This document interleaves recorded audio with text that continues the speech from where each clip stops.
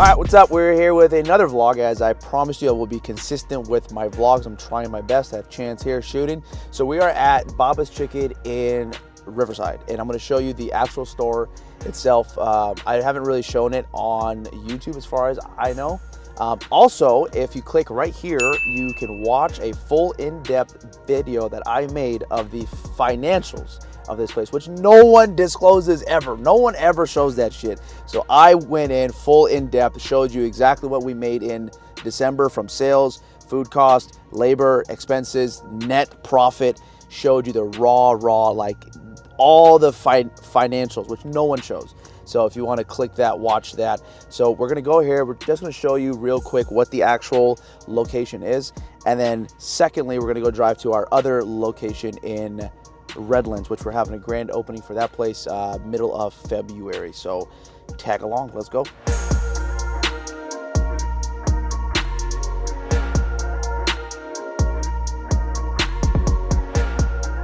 Okay, so one of the reasons why we're successful here is because we're not in like a tiny little strip mall.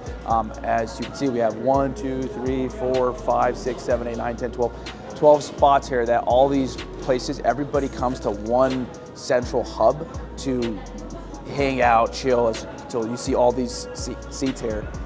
This is more like a hangout spot. So when we first signed the lease here, we didn't think we would do more than like 60, 70 grand a month in sales. I mean, seeing this spot, didn't really think that honestly we would do more than like $65,000 a month in sales.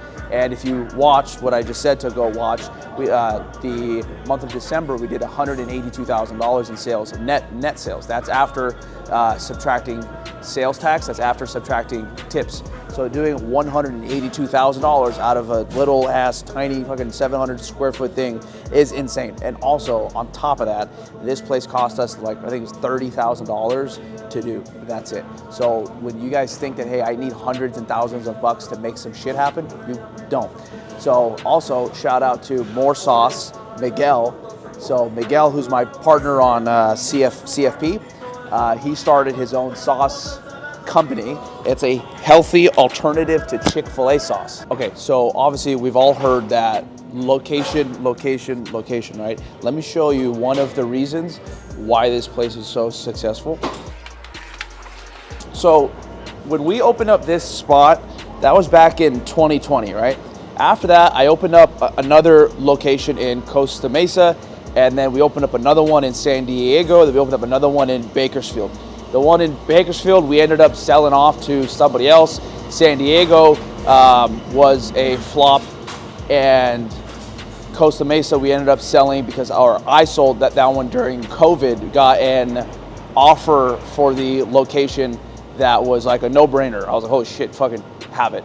So one of the reasons why this place is so successful, and this is a tip that I want to give you, one of the biggest reasons, after God, I always want to say that, is parking. I have come to learn in the last 10 years of being in self-employment that parking is a massive reason. So if you see, this is a parking garage that goes, I think it goes up 6 or 7 stories. Now, if you've ever seen Baba's Chicken in San Diego, the parking was ass. Honestly, it was just fucking shit. I don't care how fucking cheap the lease is, how great the location is, it's by the water, by a lot of houses, businesses, whatever. If you don't have parking, no one can come in. And I have experienced that too many times to where the next spot, and now you will see too, is that the next spot that we have is, the parking is superb.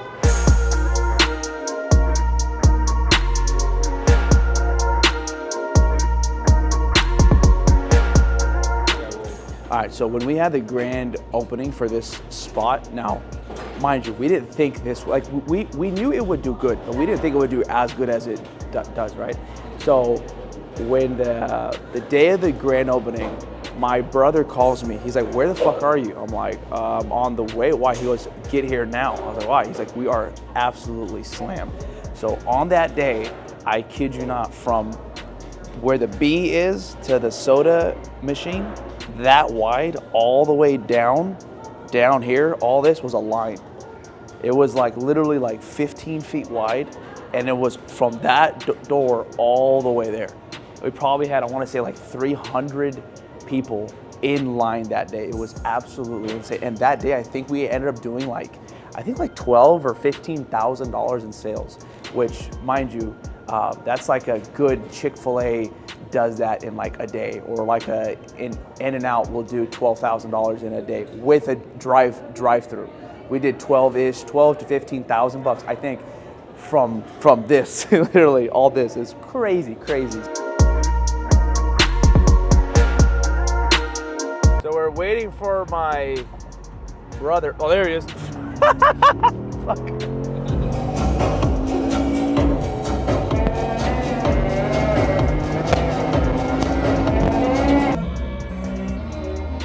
Wow, that's a big spot.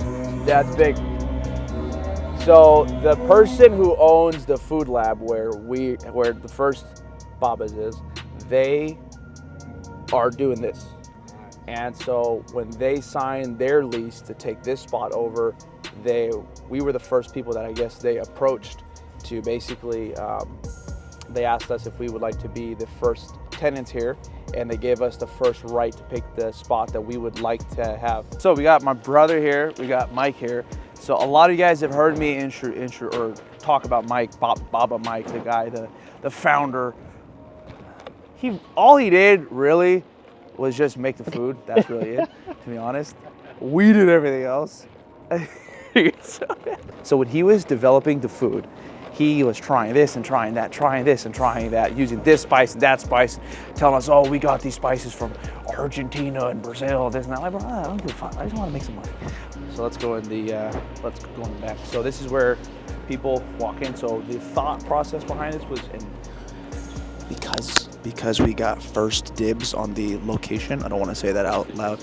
Yeah, so because we got the first dibs on the spot, we could either pick coming through this door or coming through that door. So most people are going to come through here, and we wanted to be in the line of sights, right? So now let's go through here and show you.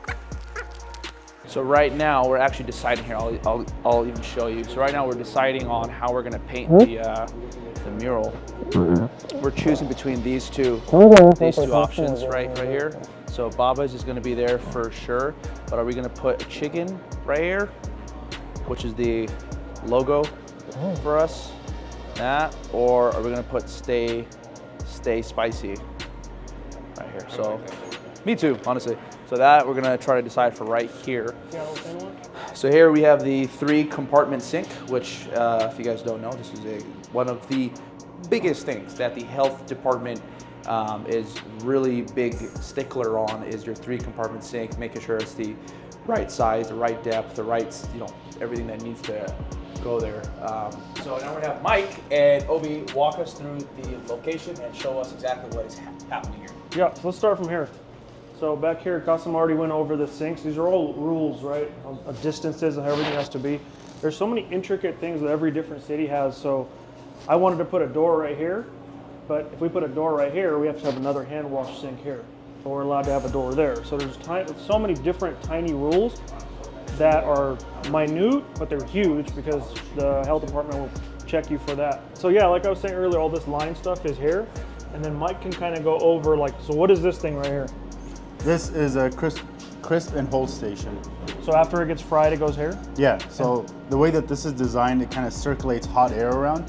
So it ensures that the fries and the chicken stay hot and crispy for longer than just putting it under a heat lamp or something. Oh, got it. So it keeps it from being soggy. Exactly. Nice. And then, so once they're done over there, they'll assemble over here? Yeah, so this is going to be the assembly station, and then we're going to have a monitor right here where it's going to display all the orders. And then once the sandwich gets assembled here, it goes to this station to get the toppings on, and then it goes to that station to get bagged and sent out to the customer. And then what do we do here on this grill, on these grills, and the griddle? Yeah, so our usage on these two are very minimal. The only reason we have this is just to boil noodles, and the only reason we have this is just for the grilled cheese sandwiches and stuff. So literally that's the only thing we use it for. Got it. So one of the biggest dilemmas we had when picking out a unit was exactly which unit do we get. We can go with a bigger unit, but it won't be in a kind of prime location. but we ended up with a smaller unit. And the only reason that we were willing to sacrifice space was because of the location itself. We noticed that in the Riverside location, being in the center of the food court where everybody hangs out, where all the tables are at, that's what drives the most attention, gets us the most traffic. So we wanted to replicate that here in Redlands as well. So we picked the unit based on it being in the middle of where everything is going on. Yeah, so we're supposed to be opening here this month, it's February. Sorry, it's end of January, but hopefully February. But I think it's going to be probably first week of March. They're doing February 8th, they're doing a friends and family night and everything, but as you can see, the fire department's here still signing off on stuff, and there's still a lot of little intricacies that need to be ironed out with the whole place. So I think end of February, beginning of March, we should be going live. So super excited about that. So I'm going to show you the storage area. So we obviously see we have limited space here and how busy we are, and hopefully in Riverside, and hopefully this is just as busy. I think this might do more numbers than Riverside, to be honest. And there's actually a completely separate storage area. It's really cool if you go down here. So this used to be an orange packing facility in like the 20s. So the owner bought it, gutted it, and converted it into this. So it has a lot of crazy like historical type stuff to it. Like there's no way in hell this would pass any type of inspection now. So again, because we know this business and this is like our bread and butter, we have everything set up a certain way, right? So and the coolest thing is we're going to use Coke, and Coke is going to run all the syrup and CO2 lines down here. So all the syrups and everything will be out of the way, not taking up room up there. But it has to run up and like 30 feet that way and up again, but that's what you got to do to make it efficient. So all the storage, and then this is going to be our walk-in. So everything will go from here. It'll go upstairs. There's going to be an elevator as well. So it'll go upstairs, and then we'll put it in the fridges up there, and that way our staff, you know, we want to take care of them too. We don't want them to be going up and down. Yeah. So in this area, they're building an arcade, and they're gonna have like different games and stuff. But the cool part is they have this safe, and when you open the safe doors, it's gonna take you to a secret spot downstairs, and that's gonna be the speaking. So pretty cool idea, pretty cool concept. They got the old school Playboy bunny right there. Yeah. Everything looks super vintage. They got the old school TVs, if you guys remember those. Yeah. Yeah, pretty cool concept. I love hitting stuff like this. Even though we don't drink, it's still a cool concept, you know? So you know what's really cool about this place is, like I told you, it's probably 100, 120 years old. They repurposed a ton of old stuff. So like, I mean, I don't know, you either care or you don't, but if you do, it's really cool to me. Like, they have all these like beams and stuff that they used to build this and that, and repurpose just tons of chain and all this stuff. Like, keep it central to the bar? Actual theme here. Useless information though. So when I was like 15 years ago, I used to work in Redlands at the Wells Fargo Bank on State Street. And I swear, like, I didn't have any money back then, right? So I was like, dude, if there was something bomb to eat in Redlands, it would do so well, because there's a lot of money out here. And somebody 15 years later thought of some good stuff. So, if there's a guy, I don't know his name, he owns a company called ESRI. And apparently he's a billionaire or something. So this is the ESRI campus. And there's a train station here that takes you to Orange County and all that stuff. So it's pretty, this dude is like a little mini Google right here. He invests tons of money back into Redlands. I don't know anything about him. I was saying that one of the biggest things that is important when it comes to finding a location is the parking, right? So right now, that's so fucking loud. So right now, if you look, this is all the parking that you would assume that's all that's here, right? Which really isn't shit. But no, we have that. That's another giant parking garage. Again, like that to me is like a gold mine where you have the ability to have many people come in. When I get all these other individuals that are hitting me up and say, hey bro, I'm trying to open up this, that, and then I find and I see the location that they're trying to do, and the first thing, it's always horrible parking. And I'm telling you, learn from my mistakes. I've lost hundreds and thousands of dollars opening up things that are not in the right spot, where now I'm telling you, this is a huge key factor, is make sure you have something, somehow, some way for people to be able to park and come to your spot. If you don't have good parking, don't do it. I don't care. I don't give a shit what anyone says. The lease can be damn near free. I don't care. Make sure that the parking is good. Don't forget to like, comment, and subscribe. King.